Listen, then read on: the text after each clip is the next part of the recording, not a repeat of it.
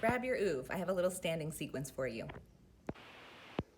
Take your oov, bring it to the small of your back, place that against the wall, step your feet a little bit forward, about a foot from the wall, bring your hands to your hips, feet parallel, try to ignore the top of the oov if it's bumping into your neck in an uncomfortable way, and we begin bending our knees. And as you bend, you're going to slide your pelvis back underneath the oov, and then you stretch. And as you bend, you're going to slide your pelvis underneath the oov like a little rocking chair and stretch.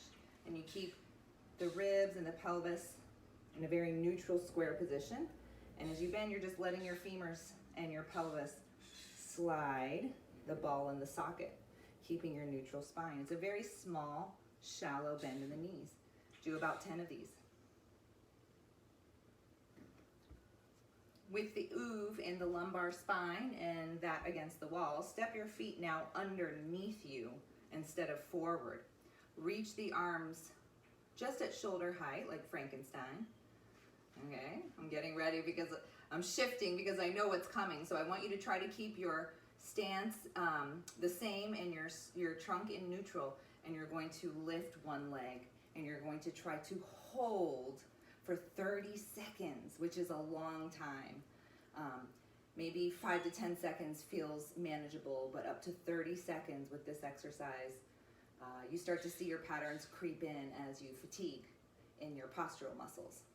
So that wasn't quite 30 seconds. I'll let you try this more on your own, but to the other side, you start in your neutral and you lift the other leg and you try to hold for 30 seconds. So just build up to it. It might not be anywhere near 30 seconds and it might be frustrating. So just build up to it. 5 seconds, 10 seconds.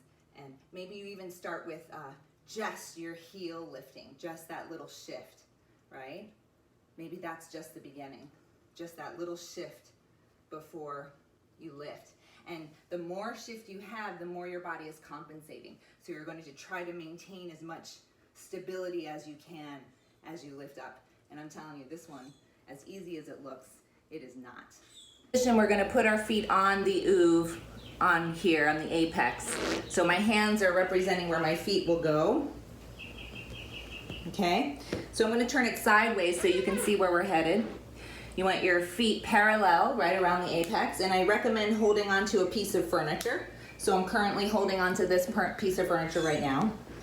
Place your feet as parallel as you can with your arches right in the center seam, and then start to point your toes and flex.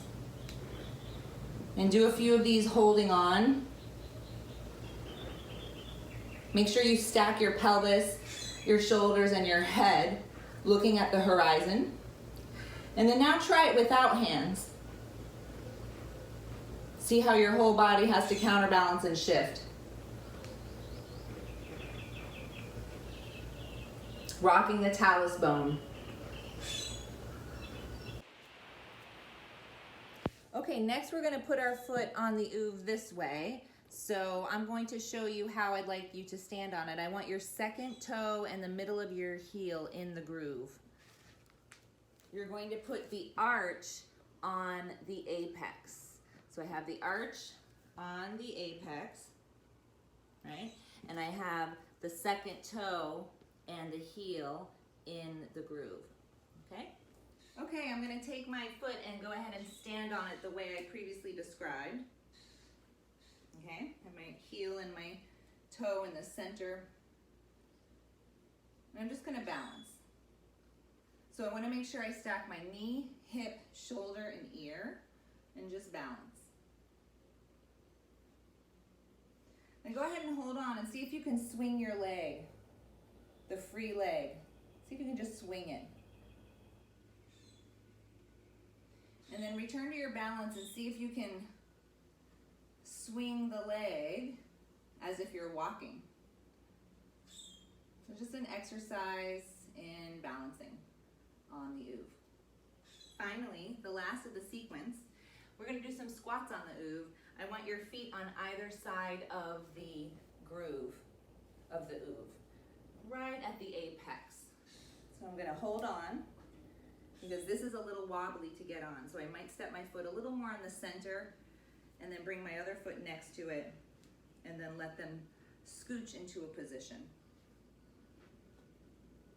Okay, and then take your arms forward. And I'm gonna squat down. So I wanna watch my knees, just gonna let them go straight over the second toe and the second metatarsal, and you can keep it high, medium, or low. I like to go low. I like to challenge myself. But you can keep it really low. Just do little squats like this. So just go to the level your knee allows. And when you come up to stand, come all the way up to straight. Pay attention to where your pelvis is.